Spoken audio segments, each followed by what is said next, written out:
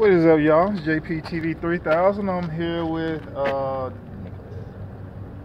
yeah. Perfect. I was gonna say, first name or nickname. Don't say first and last name. Dude, man, appreciate you for your time, man. What's your story? What's your adventure, man? How did you get to North Dakota? Well, it started about 2 years ago. I was having some problems back home. Couldn't find a job with my background, so I had called my uncle from here, and he informed me that there's always jobs here, and I'm sure you can get into the oil fields with your work ethic. So I decided to give it a try. Yeah. Came down here, and within a week of being here, I acquired a house, a car, and a job. Now, I didn't start off in the oil fields right away. I got a little rinky-dink job washing dishes. Yeah. Making about $3 grand a month. Not bad, for starting off. Then things looked up a little bit better about a few months in. I left the trailer park I was living in and got an actual house. Yeah. Because I started working for an oilfield company. Yeah. So things here actually looked up a lot better than it did in California. Yeah. The last 3 years in California, I only made, I'd say, roughly about 10 grand. Hey, man, that's a lot of competition in California, and it's just the taxes there. It's brutal. The taxes there, they kind of rape you and everything in it. Yeah. So, the first year I worked here and I filed taxes, I made over $47,000. Yeah. And that's just working in the oil fields and at a Love's Travel and Stop. Yeah. I made good money in that year and decided, what? I don't think I'll ever go back to California. Yeah. I mean, I couldn't find a job in California that would pay me 40 hours, let alone also pay me more than $10 an hour as well. Yeah. I mean, here, the first week here, I found a job that paid me well over $10 an hour and gave me well over 40 hours. Yeah. And now I've now accumulated, over 100,000 in 2 years. Yeah. I love can't stand the cold here. I mean, dude, because get used to it. I mean, dude, you this can layer February up. was brutal, man. Oh yeah, you can layer up. Like I said, I've lived in California my whole life, so I've never been in weather like this. Yeah. The snow and -degree weather. So my first winter here was pretty rough. Yeah. But everyone tells me, if you work through the winter and stay moving, you stay warm. Yeah. You can layer up, and once you get used to get past the cold and all that, North Dakota's not a bad place to live. Yeah. I mean, the money's great. There's always jobs here. If you can't find a job, then you're obviously not trying hard enough, because hell, even McDonald's and Exactly. Taco John's, they're always hiring, and they're starting you off at $16 an hour. And I know people that work at both of them. They work at McDonald's, they get their hours there, then they go work at Hardee's or Taco John's or something. Like I said, there's jobs here. Yeah. And people complain about all the time they can't find jobs. I was like, well, if you can't find jobs, then you're either obviously being lazy and don't want a job, or you just don't care. Exactly. I mean, me, I'm all about work. Like, I can't stand being at home, lazy, bumming off the state, living off welfare and stuff like that. And you're not gonna get far if a no. person does. And that's in California. I had to live off the state because I couldn't provide for a 2-bedroom apartment back home in California. It cost me almost $1,200 a month. Let alone I could barely keep up with just the rent, and I still had electricity, gas, and water to pay. So I was still living off the state as well. I was getting government assistance as well. So my goal to come down here was to be independent, be on my own, and not have to live off the state, give up government assistance. To be free. Yeah, and that's what I did. Because back home, I didn't have responsibility. Like, I lived off everyone else. I splurged off everyone else, and I didn't want to live like that anymore. Yeah. I hated waking up every morning whether my car was going to start, or whether I was going to have money for my cigarettes, or whether I was going to have gas money and stuff like that. That's what I was worried about. Here, I don't have to worry about that now. I mean, here I have money every day. I still have, my bills are paid every month. I'm not stressing on it or anything like that. That's the good thing about North Dakota. Because I got here, I got a job, and I became independent. Yeah. I stopped relying on my father to help me. And my father even saw my first oilfield paycheck. When I went back for vacation, he saw my pay stub, and he's like, in a year, boy, I will be up there with you. Yeah. And a year later, he's actually now here. Yeah. He now lives with me, and he has a good job too, getting paid more money than he ever did in California. And dude, that's the success story of the opportunity that's up here. Double check, make sure this is still. Yep, still going. to be honest, that's the American dream. That's what people dream about when they're in other countries and they're trying to get here. Yeah, and and I never thought, 2 years ago, I never thought I'd be where I'm at right now. I never thought I would be working for a tire shop, making the money I make. I never thought I'd have my own place. Never thought I'd have my own car. I mean, I got 3 cars now. Yeah. I don't know what to do with them. Yeah. I got a little Suzuki Swift. I got a little Dodge Neon.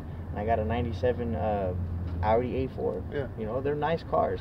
Right now I'm borrowing this one from my father because he's out of town. And my other cars, they're just too low to the ground to drive right now. Yeah. And on top of that, with you having multiple cars, you have more than one option. Something happens in one vehicle, you got another option, and then since you got 3, hey, if you want to sell that sucker. And to be honest with you, my Dodge Neon and my other car, they don't start in the cold.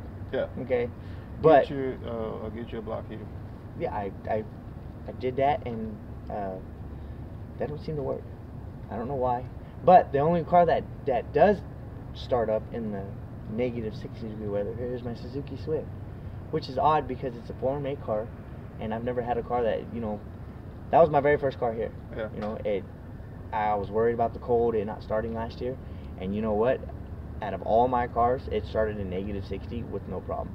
That's my little Super Trooper. I mean, it's a beater car. I mean, it has no interior. Like, literally, it's all gutted out. Yeah. It just has a front seat and a driver front seat. But it works. But it runs, and it has half-ass windows. Yeah. Like, it doesn't even have full windows in it.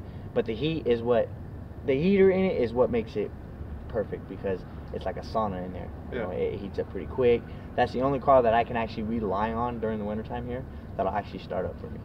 And everyone keeps telling me, when are you going to get rid of it? I probably won't. That's my first little suit. That's my little soldier right there, little black soldier. That's my little car right there. That car has got me through hailstorms, winters, blizzards, and all. Even though it's the most dangerous car to be driving right now. Yeah, if that's the case, just consider that car as your emergency escape pod. If the market falls off, somebody drops a bomb or something, you can get it and go to Canada. That is my ride or die little car right there. That little car has got me through blizzards and. I mean, I don't know if anyone knows what a Suzuki Swift looks like, but just imagine a Geo Metro. Okay? Because I don't think when you said, I'm thinking hatchback. Yeah, it's like a little hatchback. It's like a little Geo Metro. That's all it is, and it's real tiny. And you can imagine, you've been here in the winter times where we've had blizzards, 60-mile-an-hour winds, negative, blizzards and all that. Driving in that little car, it's scary. Yeah. It really is. But you know what? Out of all my cars, that is my most reliable one. It may look like the shittiest one, but it's my most reliable one. So. Being here in North Dakota in the last 2 years has taught me responsibility and has taught me self-improvement. Yeah. Because I don't think if I'd have stayed in California, I think I'd have probably been in a bad place again. Because I come from a really bad background, and I'm more humble now that I've been here. Yeah. I know I've been places, and being here has taught me a lot about being responsible, self-taught. I mean, I learned a lot here. Yeah. And I didn't know anybody here except for, one person, but now I know a lot of people. Yeah. I got a lot of good friends. They've all helped me out during the winter times when I needed help and stuff like that. So being in North Dakota has, at first I was scared when I first came here. I was thinking, oh man, I'm going to do it all by myself. I ain't going to have no help. How am I going to do it? And, they say God puts obstacles in front of you to test you and see how you will do. And I believe I overcame a lot. Like I said, there was a lot of stress and a lot of worries that, will I be able to do it on my own? Yeah. Because I'm also a type 1 diabetic. Yeah. So being able to pay for my insulin and stuff like that, that was a big scare right there. Uh-huh. And now being here for 2 years and established myself, I don't think I'd be going back to California anytime soon. Dude, I mean, I like it here. Like I said, I get paid good money to even afford medicine, for my insulin and all that. So here it's been, like I said, the last 2 years it's been a journey. And not only that, dude, that's just the beginning. That's not including 2 more years from now where you may want to do something else in the same company, or you may want to move up in the company. And that's my goal. My goal in the company I work for now is, I don't plan just to be, the bottom of the totem pole. Yeah. I mean, I do want to be a manager of some sort, manager of a shop, a GM or something, a lead or something. That's my goal in life right now. Because I'm not the type of person to sit back and do the bare minimum. Yeah. I go over and beyond anyone's expectations. Yeah. My bosses. And that goes a long way here, bro. And my bosses all tell me, they like what they see. They didn't have to train me when I first got there, you know, because I already had the experience. So doing what I'm doing now, like, I work with another guy that comes with me. He works at the same shop we do, and I'm being asked to do stuff that regular employees do that temps aren't asked to do. You know, unfortunately, I can't drive the vehicles in and out because I'm not hired on fully yet. But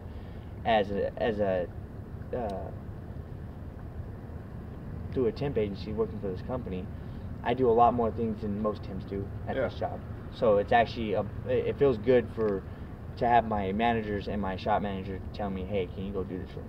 Yeah. You know, and they won't ask the other temps to go do it. So I love the fact that, you know, this company treats me well, and I can actually move up in this company. I mean, it's already looking promising already. Like I said, in the last 2 years, it's been one hell of a journey, but I actually, you know, I've overcame a lot, and I'm proud to be here. Like I said, I've met a lot of good people, and I just wish, you know, most people in the world could actually see what North Dakota has to offer for people. That's the thing, man. North Dakota has a lot to offer. I mean, you try explaining that to people, and it's like it doesn't process or something. Because I've had my brother up here to try to, you know, in a year I did big things. I had my own place, my own car, you know, paying my own bills without any stress, and I brought my brother up here, and, you know, he didn't embrace it. You know, he kind of fought it most of the way, and he went back home in California, and now he's, you know, asking for money and, you know, worrying about paying his bills. I don't have to worry about that now.